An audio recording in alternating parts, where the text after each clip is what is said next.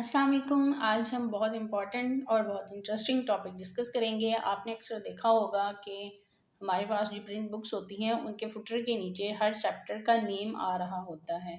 तो इसका बड़ा फ़ायदा हो जाता है क्योंकि जब बड़ी बुक्स होती हैं तो उसके फुटर से या हेडर से ही आइडिया हो जाता है कि हम कौन से चैप्टर पे हैं। तो बजाय इसके कि हम वो सारा काम मैनुअली करें, हम वो ऑटो भी कर सकते हैं। लेकिन उसको करने के लिए ज़रूरी है कि आपने पहले पैराग्राफ स्टाइल में हेडिंग्स को ऐड किया हुआ हो।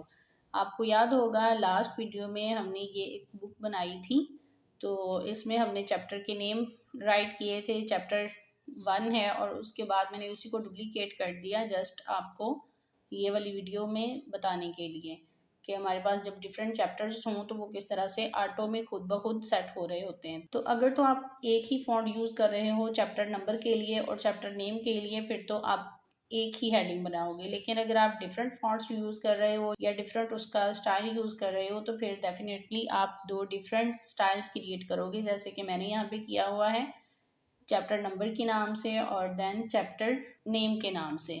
तो अब हम देखते हैं कि हम इनको यहाँ फुटर में कैसे लेके आ सकते हैं। तो उसके लिए हम चलते हैं मास्टर पेज पे और ये जो हमने पेज नंबर्स लगाए थे इनको हम यहाँ पे मूव कर देते हैं ताकि इधर हम आसानी से रनिंग हेडर्स बना सकें।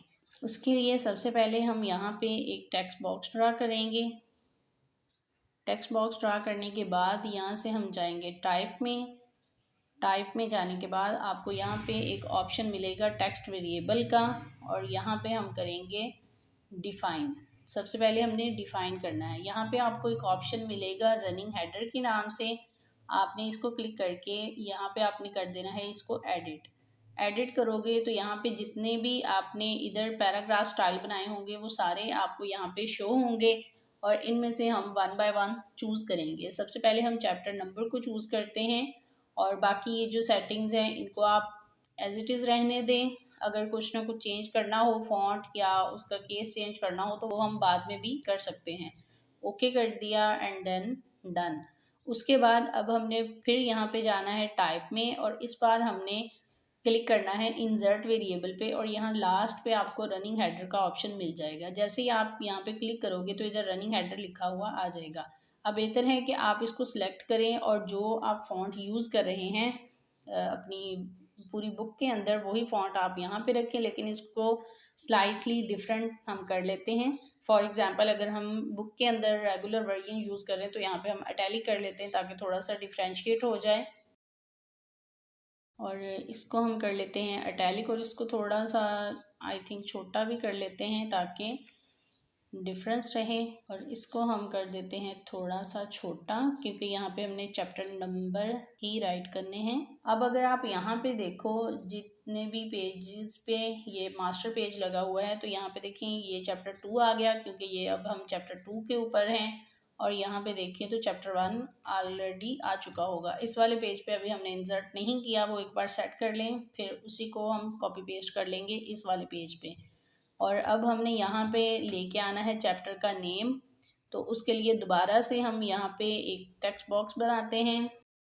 टेक्स्ट बॉक्स बनाने के बाद यहाँ से गए टाइप में टेक्स्ट वेरिएबल और अब की बार हम फिर डिफ़ाइन करेंगे रनिंग हेडर और इस बार हम बनाएंगे न्यू के ऊपर जाके हम कर देंगे चैप्टर नेम के किया। तो ये अब की बार हमारे पास यहाँ पे आ गया वेरिएबल 1। अब हमने एडिट उसको इसलिए नहीं किया क्योंकि वो ऑलरेडी यहाँ पे ऐड हमने कर लिया है। डन। और उसके बाद फिर टाइप में आए टेक्स्ट वेरिएबल में आए और अब की बार हमने यहाँ पे चूज़ करना है वेरिएबल 1 को क्योंकि रनिंग हेडर को हम ऑलरेडी कर चुके हैं। यहाँ पे भी इसका हम फॉन्ट यही वाला कर लेते हैं। ओके किया और इसको बगैर क्लोज़ किए पहले यहाँ पे आके देखते हैं कि हो क्या रहा है।